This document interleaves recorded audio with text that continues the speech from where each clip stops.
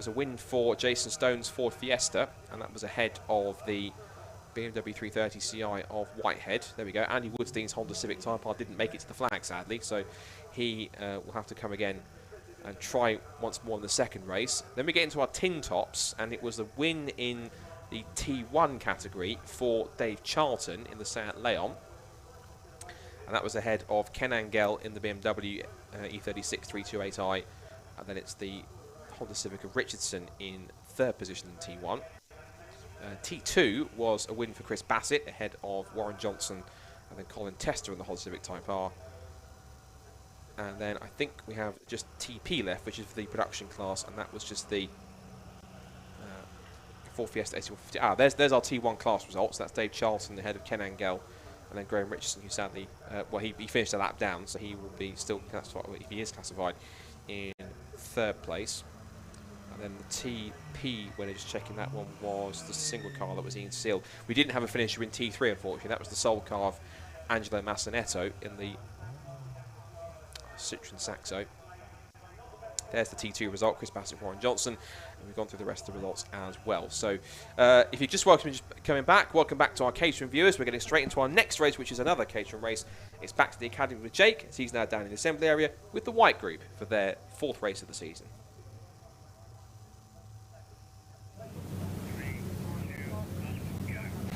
I'm sorry, Rod. I can't believe it. The rain came at exactly the wrong moment. I mean, he held on for the win. Fantastic. So that's win number 757,000. Well done. But, yeah, don't tell him where I live or there's going to be a horse's head on my pillow in the morning. Right, let's continue on with the Caterham Academy. It's the White Group this time. And have you noticed some of these fantastic license plates that these guys have? I love the banter in this paddock. You've got all the way to Minty, Mooney, Too Bald over there, the Apex Predator. Someone's put far too old. Love the Caterhams, they're amazing. Right, let's get down to the serious business, because obviously we've got the White Academy drivers about to head out. Will James on pole position for this one. Will, another fantastic opportunity in 2021 to showcase the skills. Something like that, yeah. Yeah, really excited for this one. Pole was a surprise, being honest with you. It was sort of mixed conditions, so really lucky really in this one. There's nothing between us, so kudos to the guys in pole with me, going in the sort of top of the grid.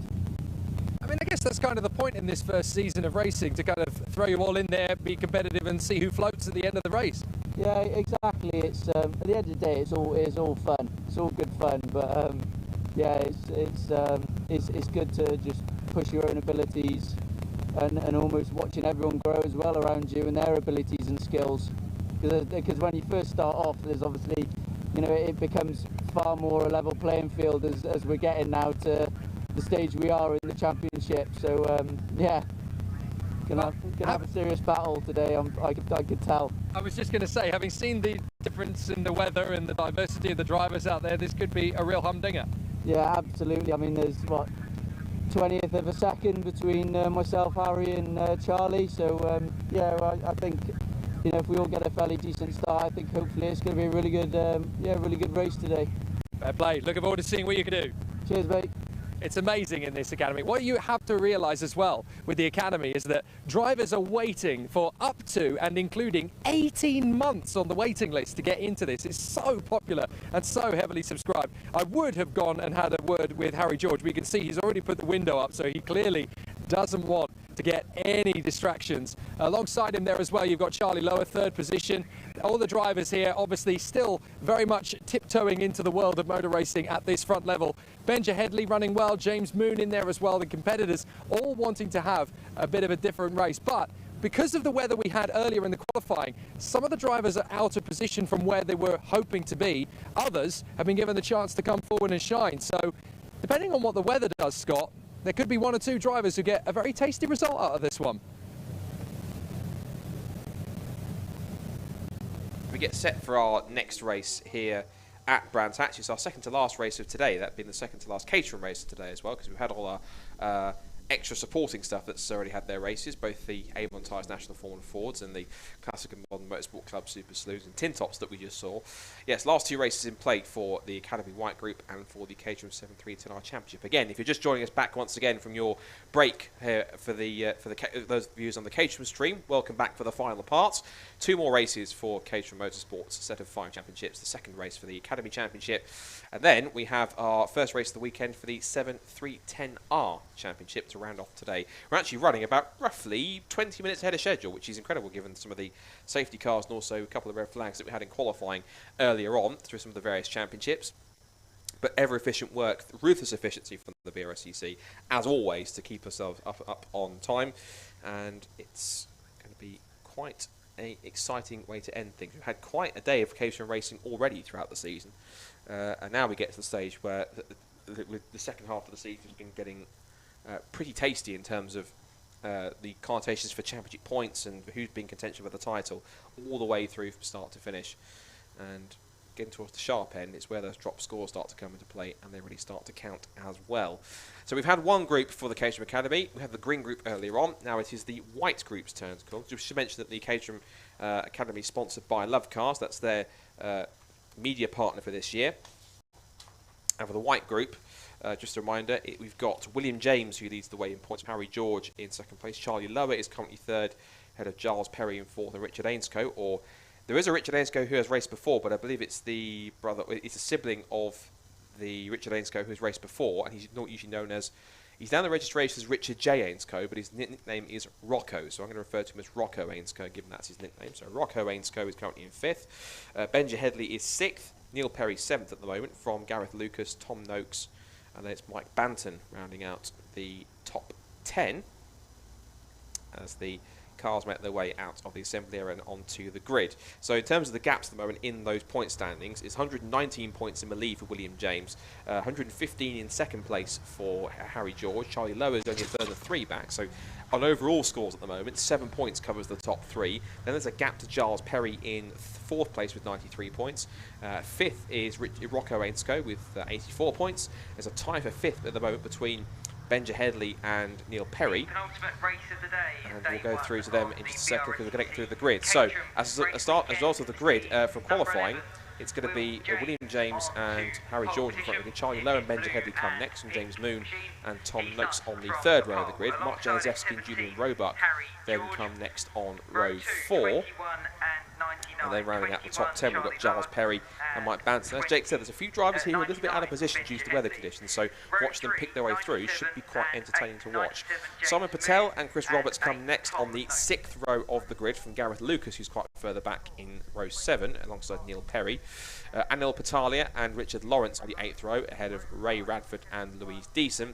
Then it's Alan Bateman and Lyndon Arnold rounding out the top 20, with the last 2 cars on the grid being Augustine Seyrac and David Saxby to round out the 22 car grid. You'll see the rest of the field sweeping through your screen in a moment just to see where everyone lines up on the 11 rows of this grid. So getting set for today's second Caterham Academy race. We had, of course, the green group race, which was taken by Freddie Chiddicks. So now it's time for the white group to do so. In terms of the battle in this championship at the moment, victory-wise, Charlie Lower started the season off with a win in the Cobra Sprint, but then ever since then, the wins have been shared out between those 3 drivers. We had a win for William James at Mallory Park. We had a win each for William James and Harry George. So William James has taken 2 victories this season, one at Mallory and the first one at Knockhill. And those two had a real fantastic scrap battle amongst each other at Knockhill, where they took a win apiece and a second place apiece. And then both of them were beaten by Charlie Lower on track. So far we've had 3 different race winners, that being Charlie Lower, William James and Harry George. And of course, quite fittingly, they're all in the top 3 positions at the front of the field. So green flag flies, which means we set the cars off for their formation lap. I think William James was quite keen to get off the line, whilst Harry George was possibly a little bit asleep, trying to get away once more. Either that, or William James realised, oh wait, I'm on a formation lap, not the actual race start. But hopefully that was just the former. He was kind of just that keen to get off the line and get some distance between the rest of him, so he could weave from side to side and get his tyres warmed up in peace. But either way, this should be quite fun to watch. Of course, for those who are following Caterham. Of course, there are still some more rounds left to come. We've got in Croft in September. We've got the next rounds on September 4th and 5th. So we venture from the southeast of Brands Hatch up to the north of Croft in North Yorkshire. Then from that, just after that, the one championship that won't be in North Yorkshire is the Caterham 7 Championship UK, because they're going to be out a week later at Alton Park as part of the support package for the British GT Championship that weekend. So that would be fun to see them back on the support side of one of the biggest championships in the country. And then we move forwards into the run into the end of the season. The Academy will finish up at Snetterton on October the 8th and 9th. It'll be in early October they finish their season. But of course after that it's not completely the end. The final round for the rest of their championships will be at Cabwell Park on the 23rd and 24th of October to finish off what's been quite a long but obviously quite enjoyable season all the way through. So I think sixth place man Tom Noakes was a little bit out of position there. He sort of went to move upon the eighth grid position, then realised, wait, that's my grid spot in front of me. So he's pulled himself in front.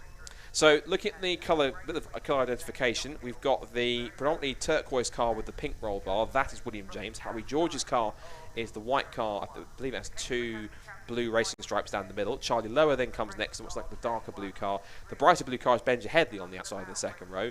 The lighter blue car with the red roll bar, that is James Moon, and Tom Noakes in the mint-coloured Caterham will start in 6th on the grid. 22 cars all set to get underway. Green flag at the back, ready to go for the Caterham Academy Green Group race here at Brands Hatch. Away we go. Nice sprint away from the line for William James. A cracking start just as he got from his formation lap in many cases. But a rocket-propelled start from Tom Noakes. He's up from 6th on the grid, up to challenge for 3rd into turn 1. He's side-by-side with Benja Headley. Benja will try and get him round the outside if he can, and also in there too is Charlie Lowe in the black and blue car. He's put him back down to 4th place, but a great jump from the 3rd row of the grid for Tom Noakes as he gets himself up into the first few corners. But already trying to escape up the road appears to be both William James and Harry George, and they're at it again like they were at Knock Hill a couple of meetings ago. So out through Graham Hill Bend for the first time. There is 20 and 27. That's Mark Janaszewski scrapping away with Simon Patel. So a strong start for Simon. Getting himself into the top 10. That's plenty already amongst that top 10. Benja Headley then with the next. Oh, round goes one car in the middle of the pack. Sends cars scattering. That was 71 that went around. That was Giles Perry facing the wrong way. Simon Patel. That would have given him a fright watching a whole pack of cases come towards him. But thankfully they all missed him. Down the pit straight. It is then going to be, as we see, Giles Perry get back underway again. 3 abreast for 5th position. They get it inside of all. Then there was James Moon. So it looks like Moon's got through in car 97. He's managed to squeeze his way past. As they come back up the hill again, Tom Noakes was trying to get back through again. But they're going to hold on for the time being. So William James leads. Harry George in 2nd place. Benja Headley is 3rd. Charlie Lowe is into 4th position. But he's currently under threat from Moon and Noakes and Roebuck in there as well. Roebuck, I think, is in the white, black and orange Caterham there in the mix in car number 40, in car 74. And also in there was the 42, I think that's Michael Banton. So plenty going on this bottom end of the top 10 already on this 2nd lap of racing. Side by side. Tom Noakes is trying to get through in car number 8, just holding on to 6th position. Roebuck, Banton, Lucas Janaszewski's in there too in 10th position. Harry George, and his first proper fly in that, takes the fastest lap of the race, quicker than leader William James. Charlie Lower pinches it back now, 56.950. So what's currently a 1.2 second gap, I'm pretty certain with the pace that Charlie Lower's just set initially, probably won't stay that way. There is Roebuck and Banton. Banton in the 42 car, the one with the white, black and orange livery.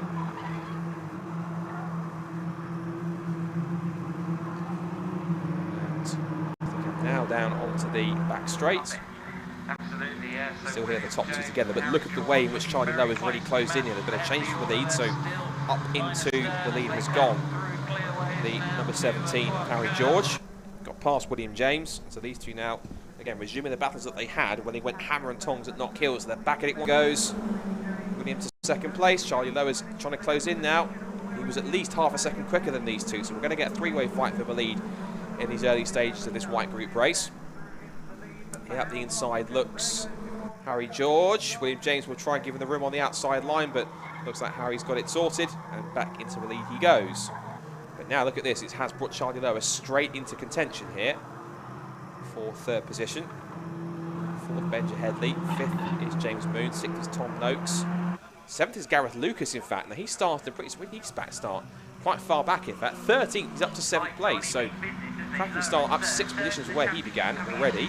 So it's looking good so far for him. Come out of the right-hander at Clark Curve and back onto the pit straight. Here once again comes William James. They're going to be side by side. Harry George is going to be trying to go defensive on the inside line, and again on that last lap Charlie Lowe was a couple of tenths quicker, so Charlie will be joining this battle. He's only 4 tenths back, and it is now a 3-way scrap for the top 3 positions. Benja Headley's 4th, James Moon is 5th, Tom Noakes is 6th, Gareth Lucas is up to 7th at the expense, and up the expense of Roebuck in 8th, and up the inside then for 2nd place does go Charlie Lowe, so he's forced his way through, squeezing up the inside of Harry George, sorry, of William James. Harry George is up to, what's the lead now as he holds on, so it's Benja Headley. I'll get these names right eventually. Charlie Lowe is up to 2nd place behind Harry George, and William James has dropped down to 3rd place. Benja Headley scrapping away with James Moon. Tom Noakes is 6th. Gareth Lucas is there in, he should be 7th place. And it's Roebuck, Banton and Janaszewski at the top 10. There's Noakes.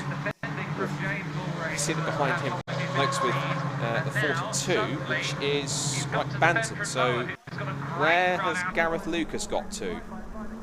Unless he's just in front and he's pulling away. Either way, I think we've lost Gareth Lucas. He's dropped down somewhere. Oh no, sorry, forgive me. He's crossed the line that I expected to be in a different coloured car. I thought he was in blue and orange, but that's a different coloured livery. So into the right-hander at Paddock Hill Bend. Round the outside it goes number 50. That is Neil Perry. He's put the move on Anil Patalia. And that's a move for 11th position. So these two are battling just outside the top 10. With plenty of time still to go, 14.5 minutes left in this white group race for the Caterham Academy. Turn in through Graham Hill Bend, rest of the pack is a little further back now at the moment. I think we need to go back to our leaders because Charlie Lowe has actually got into the lead now. So Charlie Lowe leads the way from Harry George in 2nd place and William James in 3rd. So the leaders then, who are just coming down the pit straight, I can see out of my commentary box window. Charlie Lowe does it the fastest lap of the race. And for 2nd place, oh, and a big dive up the inside. That was Harry George. Massive move up the inside of the Paddock Hill Bend. He caught Charlie Lowe absolutely off guard.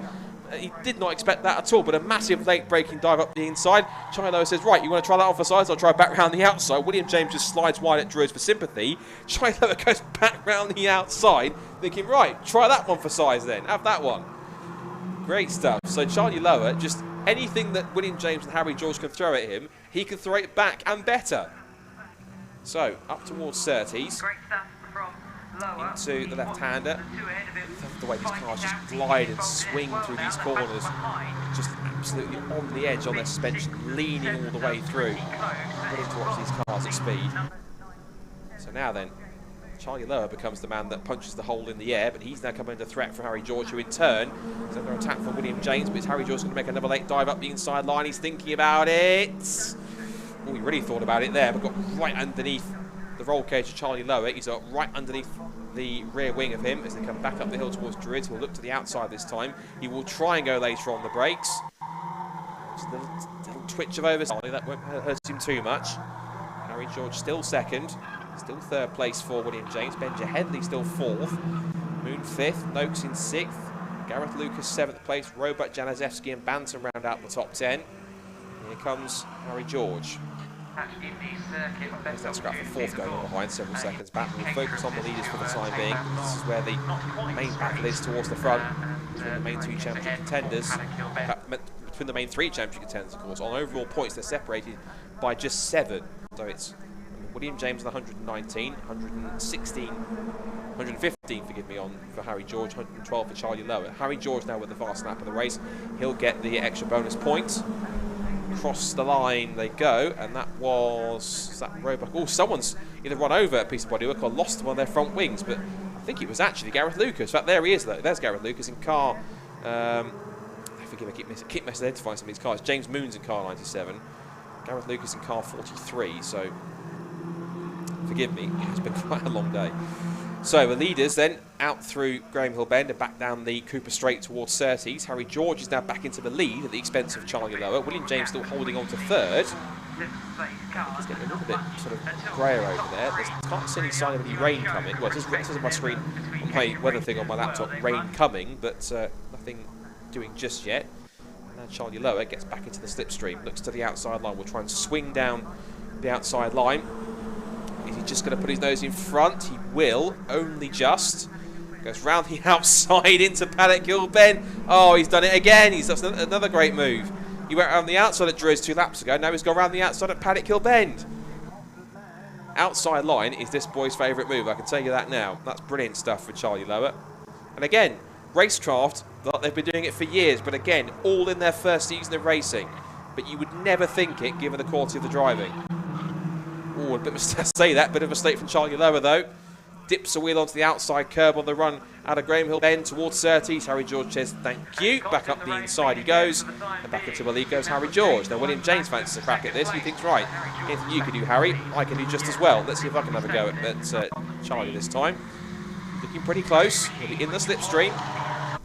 And of course, now Charlie, of course, will get the tow from Harry. But then Will get the double tow from the two cars in front. Here goes Charlie Lowe again to the outside line. Surely not for the second time in a row. Surely not. Oh, Charlie Lowe, it was almost ridiculous. Harry George denied him this time, but he's not afraid to get his elbows out and go for an outside move. Now William James thinks, right, now it's my chance to go through.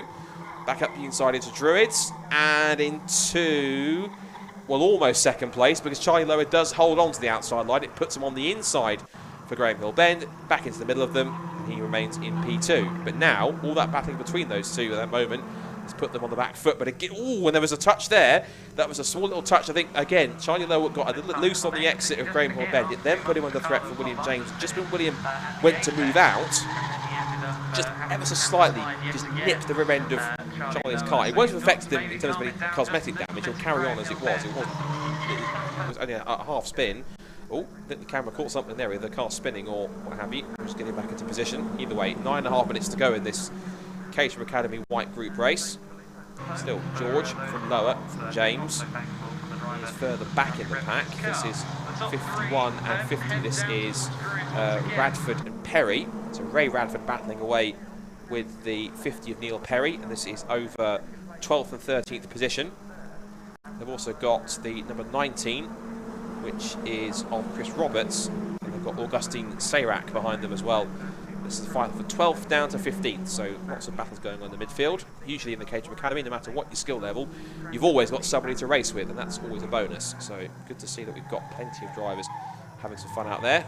Look up there, they're all over the place at the hairpin. That was Ray Radford almost getting way out of shape, and everyone rather bemused, I'm sure. Roberts and Sayrak just behind him, so plenty of scraps going on between these guys. Out of Graham Hill Bend they go. We've still got 8.5 minutes to go. New fastest lap of the race has been set at the front by Charlie Lower. And William James has dropped back by a couple of seconds now. He's now up 2 seconds back to his lead 2. Something's happened to William as we looked at that. Meanwhile, we still look at 51 and 50, so Bradford and Perry. I wonder possibly, given the fact our leaders are 0.125 a second apart, we can possibly go back to them because they are quite close, I'd imagine. We're going to get a chance for the lead pretty quick. But actually, I can see them out of my commentary box window. They have switched around again. This is further forward a little bit here. This is that's Gareth Lucas. Ahead of James Moon. Right, there's Gareth Lucas's car. Gareth Lucas is black and white. James Moon is in the blue car with the pink roll bar, and then Tom Noakes is the mint green machine. This is that scrap between 4th, 5th and 6th, so just outside the podium spots. As they head out to Clark Curve and back onto the straight. This is to complete their 13th lap in the books. And here comes Tom Noakes looking for the move on P5. James Moon shuts the door, but this will give Tom Noakes a chance to get a slipstream again. Looks on the outside under brakes.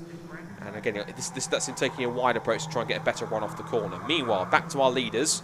7 minutes to go, and it's now Harry George versus Charlie Lower for the lead. As we said, William James has dropped back a bit. He managed to pull back a gap of around about 0.2 of a second or so on the leaders. So he's now been able to get the gap back into 1.6 seconds to second place. There he is in third place, just there. The light blue car with the pink element on the roll bar. But still, George and Lower in this little stalemate here between the two of them. Turns out of the right-hander and down the pit straight towards turn 1. And still the top two nose to tail. Harry George remains in the lead now with Lower just holding him off in second place. Battles literally everywhere on the circuit. Looking at the bank of the cameras, there's still lots going on, including this. The battle for lead is back on again, and Charlie Lower is back past Harry George again. These two are not going to stop us on the checkered flag, are they? They're going at it, hammer and tongs at the front, and that's exactly how we want it. Look at them. Great drive off the corner from Harry George. Uses the small slipstream. Lower says, not in your life. Go around the long way, sunshine. We'll try it. They'll have a go. All over the curves as Charlie Lower trying to defend, and Harry George will see a move somewhere.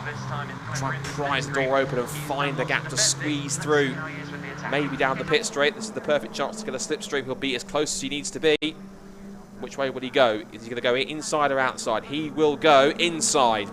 And he can only squeeze in so much, can Charlie Lower, but eventually he takes back to the racing line. Harry George breaks that a little bit later, and back into front he goes. Now 5.5 minutes left in this race. Let's see if Charlie's got any more of a response. Under brakes into the hairpin at Druids. Continuing on here as they turn down through the right-hander at Graham Hill Bend. There is William James in third place, a little further back than he'd like to be. Fourth place for Gareth Lucas, who's made some moves. He's got past James Moon, so he's now heading up that pack. He's only about 8.5 tenths ahead of James Moon, so he's still roughly in striking distance for James if he gets back into the tow, but I can't really see him at this point in time being able to try and do that. Harry George has pulled away on this lap. He was only ahead by, he's just behind by 44 1,000ths of a second on the last lap. Now the gap is up to 6 tenths of a second. So as off the road has gone 99. So 99 that's gone off the road is Benja Headley. So he was someone who was towards the front in the mix. He came into the weekend 6th in points. I'm afraid Benja, from what was 9th on the road at that point in time, is off into the gravel at Paddock Hill Bend. He's facing the wrong way, so it's obviously been a spin of some kind. I'm not sure if there was contact. We'll have to wait and see. Now, but that is that Charlie Lower's got had a mistake? I think it is. Yeah, Charlie Lower's made a mistake, I think. I think he's had an issue that's dropped down the order. So who's lost out there? I thought someone had made a mistake and had dropped down way down the order, but no, he hasn't. Harry George is still about 6 tenths of a second ahead of Charlie Lower there, so he's still holding on. That's 50 and 88, so that was Perry and Sayrak, and I think that was maybe the 27 Patel. I think he was having a scrap with those two towards the front. In fact, it's 20. Let's look at the number on that as it comes past 20. Yes, it is Simon Patel. So he was the one that went spinning across the grass early on to avoid, ironically, Giles Perry. So those two who ended up spinning in sympathy to each other have now decided to do that. Meanwhile, the checker flag has come out 3 minutes early, which is unexpected, but for whatever reason, Harry George, I think might because of Benja Headley's stuck car, I think. So because of that, the checker flag is thrown early, and Harry George picks up the victory. So Harry George wins by just under half a second from Charlie Lower in second place. But actually, the two leaders haven't taken the flag yet, forgive me. Everyone else has. Interesting. It's showing us George and Lower haven't taken the flag yet, but James and Lucas have, and everyone else has. So what's interesting is, hold on a minute. Now this is interesting. Everyone else is going past. Right, they're showing us haven't finished now. It was a glitch on the timing screen, forgive me. So George and Lower then did in fact finish the race. I wonder why they were showing us only two that hadn't finished, that hadn't shown us being able to check a flag against their number on the timing screen, but it was a small glitch on there, so forgive me for that. Harry George then does pick up the win by 4 tenths per second from Charlie Lower in second place. It is William James in third. And then Gareth Lucas managed to drive well from deep in the field up to 4th position, followed by James Moon in 5th, Tom Noakes in 6th, Michael Banton 7th, Mark Janaszewski 8th. It's then the 74 Roebuck in 9th, and then it's Patala 10th. There's the top 10. So George, Lower, James, Lucas and Moon are in the top 5 from Noakes, Banton, Janaszewski, Julian Roebuck and Anil Patala driving well to pick up the final position in the top 10. 11th then was Ray Radford from Chris Roberts and Giles Perry. Neil Perry 14th ahead of Simon Patel. Augustine Sayrak from Lyndon Arnold and Richard Lawrence. Apparently Alan Bateman should have finished 19th, and then it will be Louise Deason who will round out the top 20. And the last two cars are David Saxby, who was the last car classified. Major Headley sadly ended his race in the Paddock Hill gravel trap, I'm afraid. So that is our second to last race done. Our last race of today and our last catering race, not just our last catering race, but our last race of the entire day is coming up next, and that is for the Caterham 7 310R Championship. We've got a bit of time whilst we get the car Benji Headley recovered, so I'm pretty sure Jake will find plenty of people to have a chat to. Let's hand down to him for one last time in the assembly area to have a chat to our drivers to see what they're feeling ahead of this last race. Well, no wonder Mr. George didn't want to speak to me on the starting grid. He was too busy focusing, and he got the victory. Beautifully done. Really exciting race battle there, and it's going to get more and more interesting if that rain cloud decides to come and join us, and it's definitely moving over pretty quickly. We're going to finish our Saturday here at Brands Hatch with the 310R category. Now, this is, of course, the cars that are just slightly more horsepower than their predecessors. The rear lights have gone as well, which just gives you a little bit more weight saving. So it's obviously going to be a 30-minute race as well, so this is going to be the longest of our Caterham races. Let's have a word with the pole sitter, Andy Leese. Andy, very interesting battle ahead of us, and a great pole position from qualifying. Yeah, very much. Yeah, this circuit, there's no respite at all. It's 30 minutes of pure battling and mentally exhausting every single time. Now, obviously, the close nature of the drivers in qualifying as well. I mean, you guys are searching for hundredths and thousandths of a second, never mind tenths of a second. Where are you able to find that around the Indy circuit? It's typically Surtees and exit of clearways. So they're the 2 points. Now, obviously, racecraft is really, really critical here, but obviously tyre management as well. If you overheat the tyres, you're obviously going to really struggle for grip. Yeah. So where do you find that little bit of extra tenacity within yourself to look after those tyres? You've got to be really careful at Graham Hill. That's where you overcook them. And then you've got sort of track limits there and very easy to pick up penalties. So you've got to be very careful there. But the rest of the time it's just drive. Unfortunately, you've got to drive aggressively, but try and keep temperatures down. Luckily, I don't think we're going to suffer with temperatures today. I was just going to say the same thing. Good luck with it, Andy. Hopefully it's a successful one. So very, very tricky. And obviously with the dropping in temperature, it's not just going to drop the air temperature, it's also going to drop the track temperature as well. Could get greasy through the race as well. Let's have a word with Harry Cook. Preparation for his race start. Harry, second on the grid. Pretty decent place to be, but there's only one place forward you can go from there. How are you going to make it up against Andy Leese? I think the start's going to be a crucial part, but then I think it's a 30-minute race, so it's not done in the first corner, as everyone knows. And then I think there's going to be a big pack fighting, so it's basically just don't make a mistake and stay in the fight to the final few minutes, really. Now, obviously the slipstreaming is quite an important part of it, but trying to get yourself into a good position and make sure that you don't overheat the tyres is quite an important factor in it too. So do you find yourself having to pace yourself, or is it a 30-minute thrash all the way through? Well, it depends on your position. If you've fallen back, you have to get back up. But if you find yourself in sort of the top three, you can sort of relax and save your tyres for that last little stint of the race. Interesting stuff. If it starts to change in terms of weather, do you still think that there's going to be a chance for you to be on the top step? Yeah, I love the weather, so hopefully it does rain. Be good. Okay, well, we'll try and bring it on for you. Good luck. Thanks.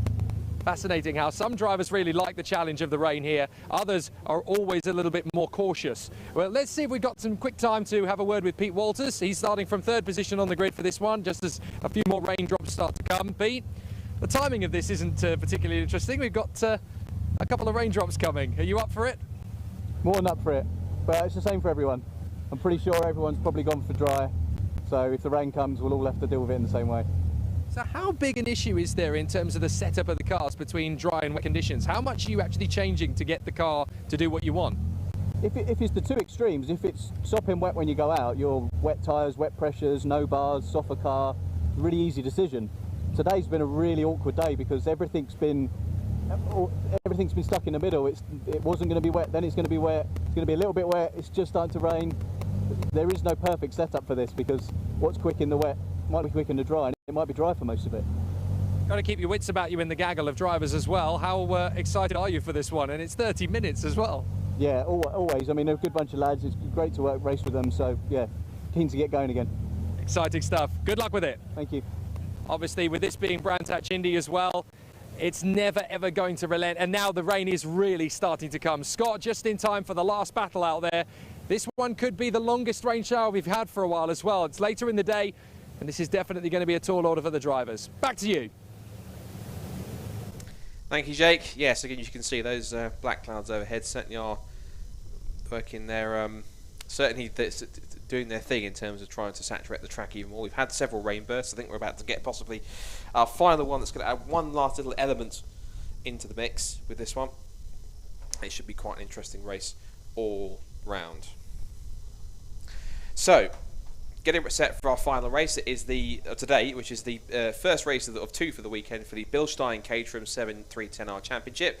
And we come into this with a fight on our hands at the moment for the championship, with Pete Walters on overall points ahead by nearly 20 from Harry Cook in second place and then James Wingfield in third. And all three of them are in the top 5 positions, as we see another Spitfire doing a flyby. Good to have heroes in the air and heroes trackside as well, of course, with our fantastic marshals. But quite a nice sight. Impressive to see you still flying, particularly towards that black cloud. I'd be quite nervous myself, but kudos to anyone who can fly a plane like that. And of course, those guys will be trying, whilst there's that guy's flying in the air, our drivers will be trying to be flying as fast as possible on track to go for the victory. But as I can see on the camera, it's starting to rain a bit more intensely, and there's plenty of spots of rain coming up. I can see even a bit of camera cleaning going on, but as the Spitfire flies high over Brands Hatch, we get set for our own little duel down the ground between our Brscc and Caterham 7-310R drivers. So with the points, it's 167 that have gone the way so far overall of Pete Walters. Then it's Harry Cook on 148, James Wingfield on 145, Andrew Murgatroyd is on 137, and then Doug Christie's on 113. Right at the top 5. All the top 5 are, of course, here on track. Here on track this weekend. And of course, you've got to watch out for the likes of Andy Lees, who has thrown himself into pole position. And of course, they've got Mike Evans, who's making a reappearance once again in 4th place. I can definitely tell you that outside is absolutely bucket down with rain. So this really should be quite an interesting final race here this afternoon. These cars, of course, are the final evolution of the Caterham Academy cars. You can see now just how intense the rain is getting here at Brands Hatch.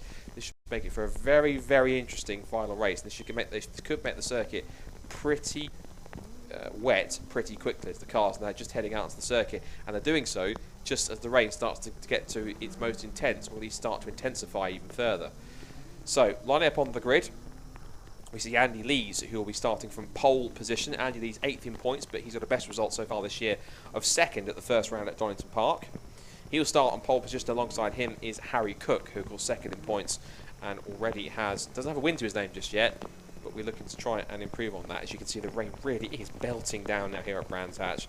I think they're definitely going to need, if they did probably didn't need it already, they're probably definitely going to need possibly a second formation. That we can see how hard the rain is becoming. We had rain like this back at for the last sort of Brscc based live streams. We see some camera cleaning going on there. We had a quite heavy rain shower, which not only caught out the end of the BMW Compact Cup race, but we also had it delayed the start of the STXR Challenge race, not just because of the weather, but also one or two cars which had gone off on the two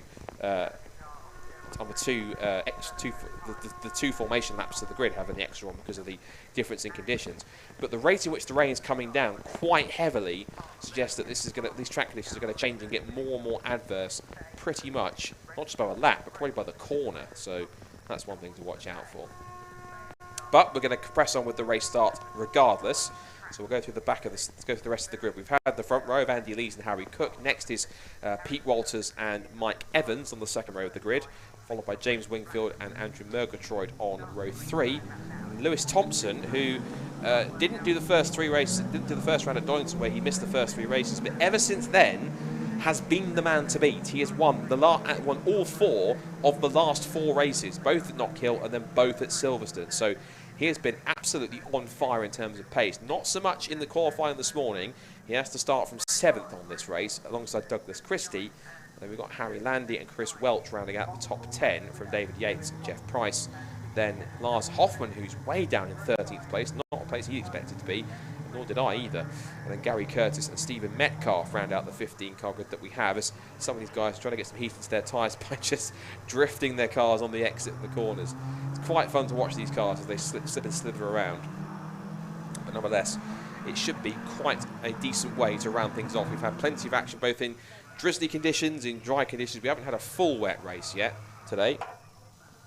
So we'll wait and see what this race, but you can see already that the amount of rain that we've just had, there is already a little bit of spray coming off the back of the cars. It's faint, but it's there on the circuit, so that will certainly make it very interesting. And some drivers probably would have gone for that fully dry second ball, possibly somewhere in between, but it's either fully dry or fully wet. It does look as though, incredibly, that rain shower has now passed.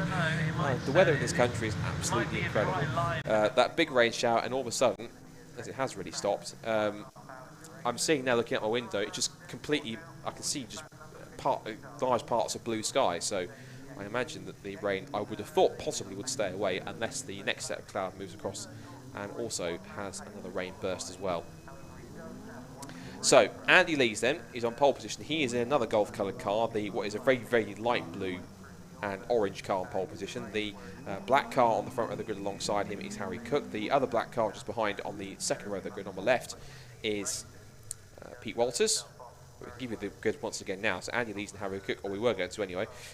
Pete Walters and Mike Evans on the second row of the grid, followed by James Wingfield and Andrew Murgatroyd. James Wingfield is the red car in fifth position on the grid, the red and yellow machine. Andrew Murgatroyd is blue and yellow. We've then got Lewis Thompson, Douglas Christie, and the rest of the grid as well with Landy and Chris Welch. That's the top 10. The race is about to get underway here at Brands Hatch for the final race today. They slip and slither away from the grid. It's a strong start from Andy Lees, but a decent start also from points leaders to Pete Walters, who pulls level with Harry Cook off the start. Decent start also for James Wingfield. He pulls level with Mike Evans into Paddock Kilburn for the first time, but it's Andy Lees who does indeed lead it then. Second place for Harry Cook. Third for Pete Walters. They're all pretty much in grid order as they come up towards turn one. Sailing down the outside looks to be, I think that is Lewis Thompson. Yes, it is. Thompson gets past Murgatroyd and Wingfield. He's going to go for Mike Evans on the outside here, which he's going to do. Ooh, gets edged out onto the curb by Mike. He wasn't going to let him through that easy. He goes up into fifth position and makes it happen. Oh, and there's contact in the rear. That's David Yates has gone around and very close there. That was almost a contact effort from Gary Curtis, I think. So he managed to get away from that pretty much unscathed. But David Yates, I'm afraid, he's going to have to get going from the back of the field. He's got work to do in these next half hour.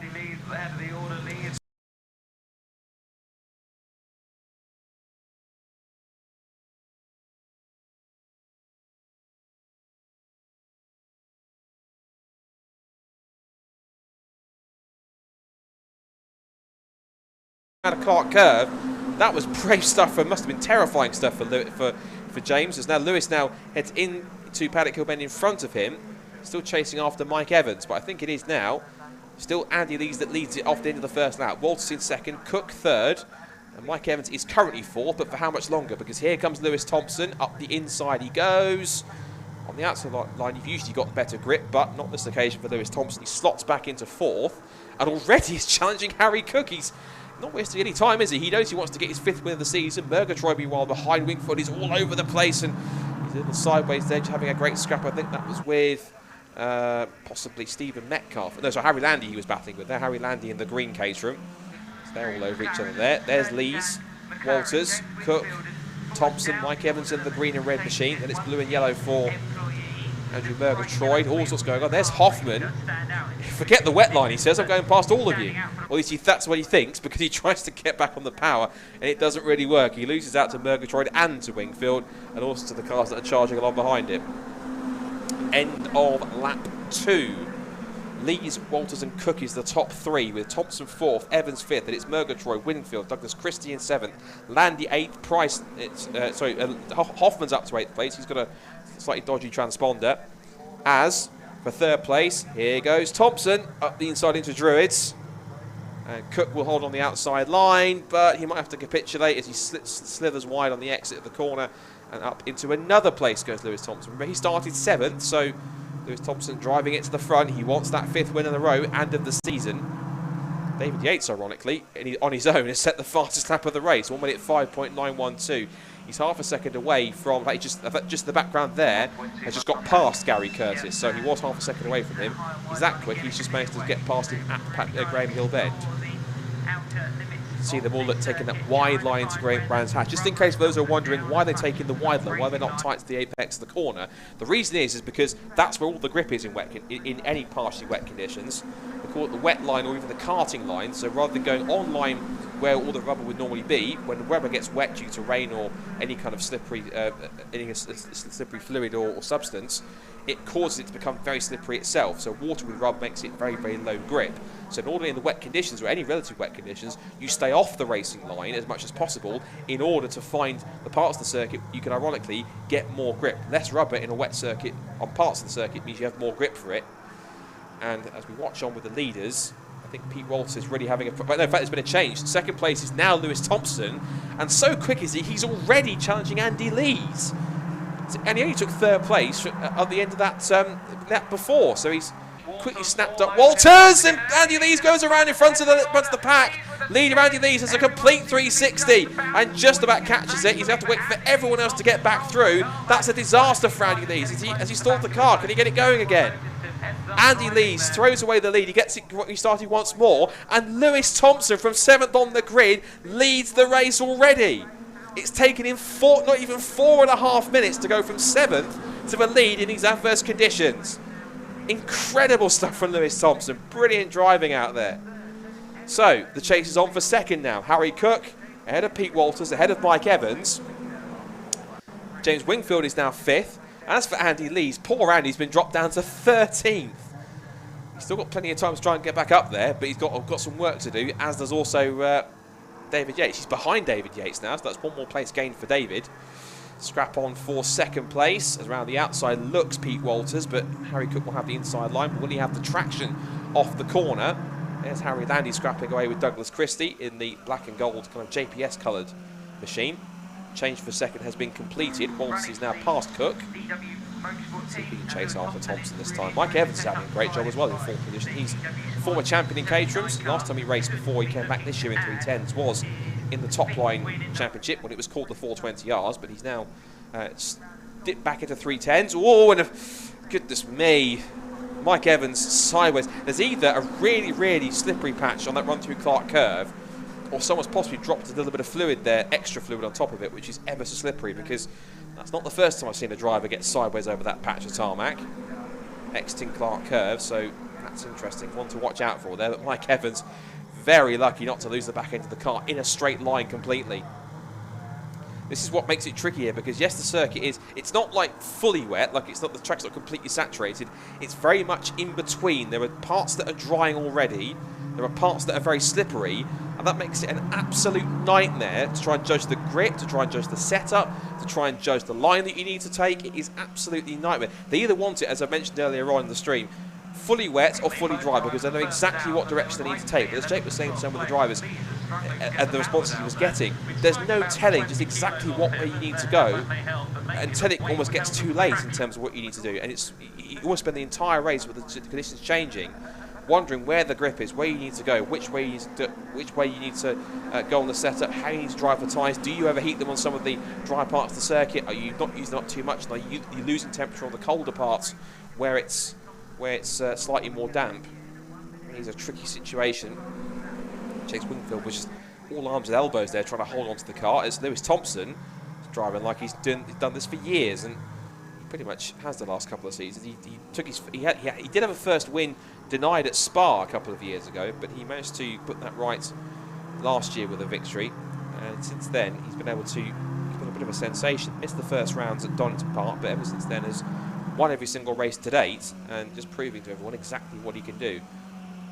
Change on between, that's Douglas Christie and Harry Landy. Landy in the green Caterham slots through, there he goes.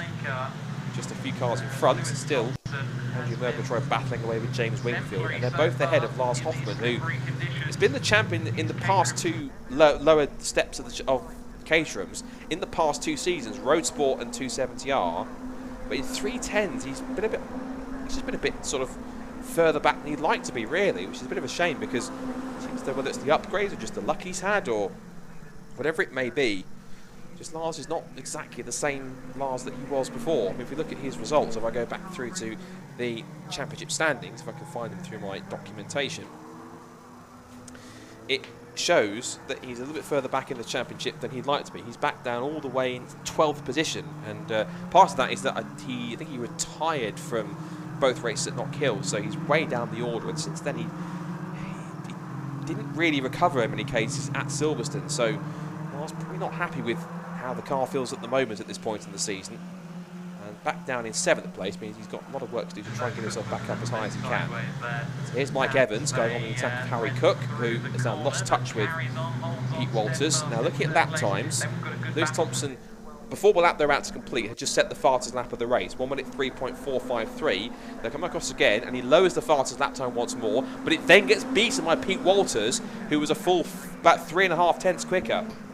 So at this point in time, Pete Walters is quicker than Lewis Thompson, and we're about to get a bit of a battle on our hands here for the final race of the day. Harry Cook didn't get a great exit from Paddock Hill Bend at the compression of the hill, and that means that Mike Evans easily popped through into 3rd place. How good would it be to him to get a podium? I mean, I think he's 2nd or 3rd weekend back. So he now dives into Graham Hill Bend, but he's almost all over the place. They really are struggling to find any kind of proper grip through these corners, and the sort of wiggly moment that he had there has given Harry Cook a great chance to come back into play now. Wingfield and Murgatroyd are getting into play here. Hoffman's in the background being chased down by Harry Landy. And there's still 2/3 of the race to go. We've had only, what, 9.25 minutes of this race. There's still half, 20 3/4 to go. So lots of time for Walters to catch Thompson, or for Thompson to keep on pulling away. Now he's managed to get the gap back out to 2.6 towards 2 seconds, because he's managed to pull away by another 3.5 tenths or so. So 1 minute 2.982 for a personal best for Thompson, compared to 103.3. And now here comes Murgatroyd having a little look up the inside of Harry Cook. Harry Cook's dropped back a couple more spots. He's lost out to James Wingfield. Now it's Murgatroyd's turn. Side by side on the exit. Now they run down towards Graham Hill Bend once more. Cook just squeezing to the edge of the circuit, so Murgatroyd says, right, I'll go to the point where there's more grip on the circuit. And he tried to get the better undercut by going wide and getting the slingshot to try and get past it, but Cook really just threw the block and parked the car right in the middle of the circuit where he didn't want it to be. Didn't quite work out there, but Murgatroyd, you can see the way his car's moving around and closing up. Just got a little bit of extra line if he can try and get through. He's trying to take that wide approach, but again, just not quite there at the moment. Back off the straight they go. Evans, meanwhile, you can see the cars, they catch that little bump as they go off Clark Curve. Just unsettles the car a little bit too much, and it can really make some really hairy moments. As Wingfield chases down Mike Evans for that final podium place. New fastest lap of the race again for Pete Walters. He's taking it back, but he's only quicker by about a few hundredths of a second. Here comes Murgatroyd. Now it's his chance to get through. Underbrakes into the hairpin, and I think he has got his nose in front. And is he through on corner exit? Yes, he is. So he's up into now what is 5th position. This is the scrap for 3rd and 4th. Then 5th for Murgatroyd. There is Thompson. He continues to lead. There's Walters in 2nd place. There's some lap traffic getting out of the way, so well done to them for doing so. Ooh, twitch there for Walters. You can see there just flicked up there. That was just the hand tethers that some of these Caterham drivers have, which is to stop there in the event of, goodness forbid, any kind of accident where the car happens to, go over, which hopefully it won't. Then the tethers are there to essentially keep the driver's arms within the confines of the surroundings of the roll cage. It means that they don't go flying everywhere, which is quite a handy tool to have. And so the straps are done quite tight, and so you saw them sort of flapping around a bit, and that's what's helping him to get through. Is Mike Evans, who had just set the fastest lap of the race by quite a margin, at least a second, gets very wide on the exit and almost loses the back end over the curbs, and potentially puts himself under threat for 3rd place from James Wingfield now. Wingfield in the red and yellow machine just behind Mike Evans' green and red example. There goes Murgatroyd. There goes Cook. Further back, this is Lars Hoffman versus Harry Landy. Hoffman holding on in the Motul-sponsored car. And there goes Harry Landy past the lap traffic. I think that is, it's That is who? That's Chris Welch. So Chris Welch is the one that's had a lap put on him, so he carries on in these more tricky conditions. Here's Chris running at the back of the field. You can see him, he's struggling for grip now as Lewis Thompson lowers the fastest lap time again. He's now responded, 1 minute 1.208. Oh, and that bump in the middle of the circuit, it really has a patch there that just unsettles the car a bit too much. And even Lewis Thompson had that about a lap or two ago where he was just the car moving around on the straight. That must be a really uncomfortable feeling, particularly in this situation. Now, seeing if the sun's starting to break through again, the temperature is still about 16 degrees, I'd imagine that some of the points of the circuit that were a little more saturated towards the beginning of this race have now started to dry themselves out a bit more. And so this will be very interesting to see who's gone in which direction, whether it's wet or dry setup, or try to go somewhere in between. They come up through 30. This is still Evans versus Wingfield versus Murgatroyd now. This is over 3rd, 4th and 5th, the final podium spot. Murgatroyd, who was in contention for the Academy title in his academy year, has been taking gentle steps up from the last couple of race meetings. As Thompson again lowers that time, so I suspect that some of the points of the circuit start to dry out a bit more. I expect that it's going to be getting the lap times are going to start tumbling now. Sub 1 minute, I imagine. 1 minute 0.5 for Lewis Thompson. This is the new fast lap of the race. Now there's Andy Lees. He's up to 12 behind David Yates, but behind him we've got, looks like that is Christie and David. I think Gary Curtis in there as well. So. All sorts going on. No, that's changed around, I think. Sorry. Andy Lees has got through. It's then Jeff Price is up now to 10th position into the top 10. So good job for Jeff. 11th for Douglas Christie. 12th for David Yates.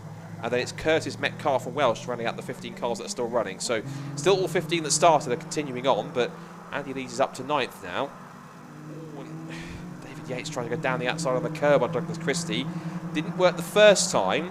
But Christie then just sees David Yates' overlap, heads up towards 30s, and then in a non-conformity way, well, in a quite simple way, says, through you go. David Yates just responds with a bit of flick of the tail of oversteer, and saying, thanks for that, Douglas. Now, intriguingly, what Andy Lees' lap time's like, his last lap was a 1 minute 2.386. The leaders are setting now sub 1 minute lap times. That was the fastest lap of the race last time by for Lewis Thompson, who's now finding more and more grip, and it looks like more and more dry patches on the circuit to go much faster. The gap is out to 3.2 seconds over himself and Pete Walters in 2nd place. Mike Evans is 3rd, James Wingfield 4th, and it's Murgatroyd, Cook, Hoffman, and then, as we say, Landy, Lees and Price in the top 10. So Jeff Price having a strong race so far in the top 10, making his way through. There's our battle for 3rd that continues to go.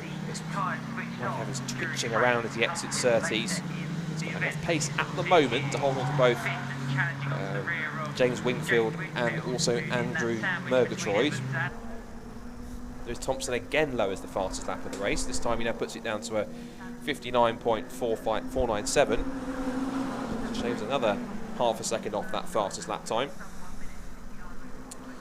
The gap is now 4.1 seconds between Thompson and Walters as Evans continues on in this 3rd place. It's a bit of a stalemate at the moment between Evans, Wingfield and Murgatroyd.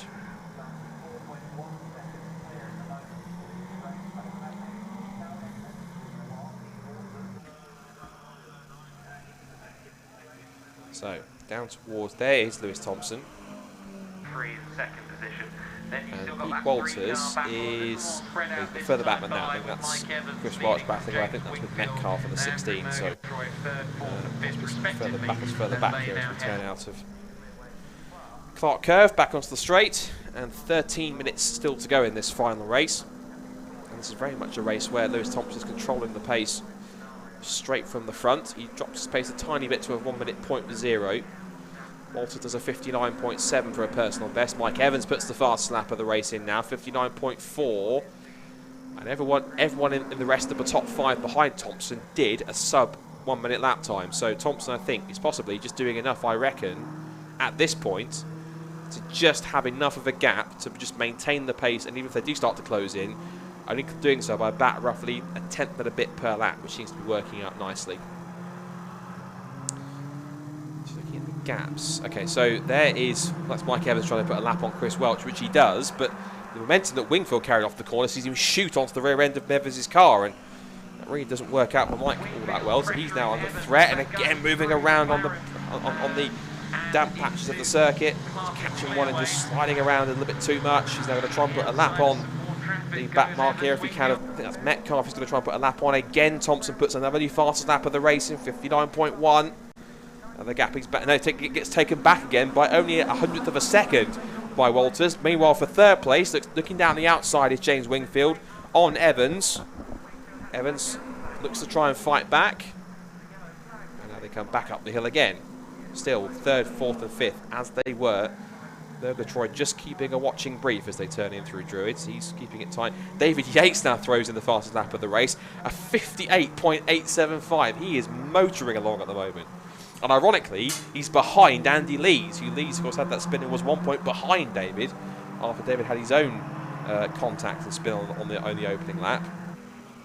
Lees is doing a 1 minute 0.3. He is lapping at least a second quicker than the cars in front of him, which is the likes of Harry Landy and also as well Harry Cook. Harry Cook really has dropped off in pace and not really the pace that he should be setting. He wants to keep himself second in the championship. So drop scores might save him, but yeah, not really. This first race, particularly with the mixed conditions, just might not be playing to his driving style or preferred setup. Whereas if it's either fully wet or fully dry, I'm sure he'll cope much better tomorrow, given what the conditions might or might not be. Fastest lap of the race lowers yet again, 58.5 this time. It's now gone to Thompson once more. He steals it back. 4.6 seconds is the margin now between Thompson and Walters, but still this battle of the third continues. Mike Evans, James Wingfield. James made quite a large leap. He did the Academy. I think he went straight into either 270s or 310Rs. Well, that step, he completely missed the road sport step, and I think also maybe 310s as well. So this is the scrap that's been going on between the two cars that are recovering after their earlier mishaps. We've got David Yates and Andy Lees, and then just further back from them, just in front of them, we've got, I think that's Harry Cook, that's Harry Landy. That's Yates and Lees, and there was Jeff Price behind them. As Andy Lees hasn't learned from his spinner from the lead in the early stages. He's still getting over the curves and getting very sideways. Wingfield now takes his turn for the fastest lap of the race. He puts in a 57.952, but you can probably expect that Lewis Thompson will find enough grip and enough pace in these ever-improving conditions, and he'll improve on that even further. He's now going to lower it. He's now going to go even quicker now because David Yates puts in a 57.7. So it's a bit like they've just like a bit of a qualifying session in some cases, with drivers just trying to duke it out to see who can get the best fastest lap of the race so far. David Yates has pulled away now from Andy Lees. His next target for David will be for David that of Harry Landy. There he is, and again just so much quicker on the exit, the corner, and takes his way past. And as you would expect, Lewis Thompson once again pinches the fastest lap, 57, but it gets stolen back again by Pete Walters. So Thompson always sets kind of the next first benchmark for the next fastest, probably fastest time, and then someone else always goes and beats it. So it's pretty much a battle between Lewis Thompson and everyone else to get the fastest lap of the race, because every time someone else takes it back from Thompson, he puts in another lap, which gives it back to him, and then he loses it back again, gains it back again, and it's like a tennis match going back and forth between the two of them with this fastest lap of the race. Just over 8.5 minutes to go in this final race of the day, this 310R race, and change for third place. James Wingfield is up to third now, past Mike Evans, and fifth place for Andrew Murgatroyd. He's going to try and make it fourth if he can. Has a little look, peeks out. Has a small thought about taking fourth from Mike, but I'm not quite sure he was truly ready for that just yet. Gap is still 4.7 seconds as yet again Lewis Thompson takes the fast lap of the race, and again Pete Walters beats it. He now dips under 57 seconds, 56.9. So, but again, even though Pete Walters is lapping quicker than Thompson, it's not by much. It's about roughly a tenth and a half each time. And with under 8 minutes to go now, that's nowhere near going to be enough for him to catch him. Thompson looks as though he's got quite a comfortable margin at the moment to hold on to this one and again take his fifth win in the season. David Yates thinks, right, my hat's still in the ring here too, guys. I can still lap as quick as anyone else. 56.6 for him. So another new target for Thompson to beat on this ever drying and improving track. Murgatroyd there in fifth position has a look. He's going to try and pick up the inside. He, again, really did think about it, but backed out at the last minute and allowed Evans to continue on. Now is Thompson going to take another new fastest lap of the race? We'll come through any second now. And of course he does, 56.124 to get it even faster. What about Walters? Not this time, 56.2, but he's on roughly the same pace, so it's looking good. There's Jeff Price in the top 10, or just outside the top 10. He is currently 11th. And I think just behind him, putting a lap on that, is that Lewis Thompson, is that Pete Walters? That is... Oh, it's Douglas Christie. Douglas Christie with Gary Curtis is behind him. So Douglas Christie's trying to recover from 12th, but there is Jeff. Down the pit straight goes Price.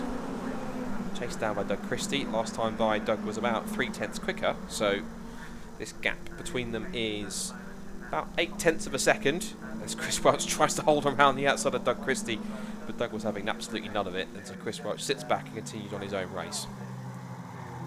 Lewis Thompson, as you'd expect, new fastest lap of the race yet again, 55.821 this time, average speed of nearly 78 miles an hour, and again 55.9. So whatever Thompson does, Walters can either slightly better or just about match in terms of gap by about 1/10 or so. I thought I heard the siren go and say we had a car in pit lane, but it might just be possibly a car that's retiring back to the paddock. Harry Cook has put a 55.3 in, so now that it's dried up a bit more, Harry Cook has decided to suddenly wake up in this race and decided to get himself into the mix. He's currently sat in 7th. He's got a 2 seconds gap to make up if he can on Lars Hoffman, who was about 7/10 slower. And as they come back through again, we've now got Thompson be coming through in a moment now to see if he can take another new fastest lap of the race. He should be taking bets on if he does a fastest lap each time. Which he does again, 55.337. This time now 78.58 miles per hour average speed. Walters again in the 55s, but it's a 55.6. He lost 3/10, so his gap is almost 5 seconds now, with 5 1/4 still to go. Harry Cook now betters it. He's done a 54.766. So Cook then has substantially lowered the gap to Hoffman, whose last lap was, what was that? That was 55.5. So 0.8 of a second between Hoffman and Cook. As we see, here's Thompson continuing on at the front and pretty much controlling this race and the pace. And you can see pretty much on the timing screen, it is effectively green times all around, apart from a couple of the drivers. Pretty much everyone is improving out there, with the track getting quicker and quicker. And now this time by, interestingly, Thompson doesn't set a new fastest lap of the race. There's a 55.8 for 0, 55.6 for Walters. But the gap still goes out to 5.5, so the advantage still with car 79. And as the sun starts to hang a little bit lower and the shadows start to get a little bit longer in this rather mixed weather summer Saturday in early August, Thompson puts a lap on. I think that's possibly Metcalf he's put a lap on there, if not Gary Curtis. Still Walters in 2nd place. There's your fight for 3rd. That's Wingfield still 3rd with Evans and Murgatroyd. That's stabilised a bit. And it's Hoffman and Cook. And they're only a second apart. I think that was them pretty much in the same shot behind, just behind this trio. Battling over P6 and P7. Thompson crosses the line and does another personal best, but again, not near Cook's fastest lap of 54.7. And Cook is lapping at that pace pretty consistently. And Hoffman's also on that pace too, 54.9. As is Evans, 54.9 as well for him. And Cook just comes along and smashes that with a 54.2. So it really is getting quicker out there as we head towards the end of the day. The temperature's still 16 degrees or so. As Thompson turns in through Surtees. There goes Walters. He's on fight for 3rd in the background. Where's Hoffman? There's Hoffman. And there is Harry Cook behind him. So the pace that Harry's setting is roughly the sort of same as Lars Hoffman in front of it. It's pace that Cook is setting is roughly the same as Hoffman's. Just keeping with him as best he can in these closing stages. There goes Pete Walters putting a lap on the 16 of Metcalf.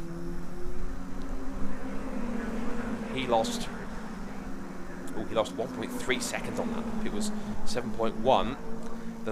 The gap is now, well, Cook's got past Hoffman, and whilst he was doing it, sets another new fast lap of the race. He's punching into the 53s now, 53.7 for Harry Cook. He is by far and away the fastest man on track at the moment.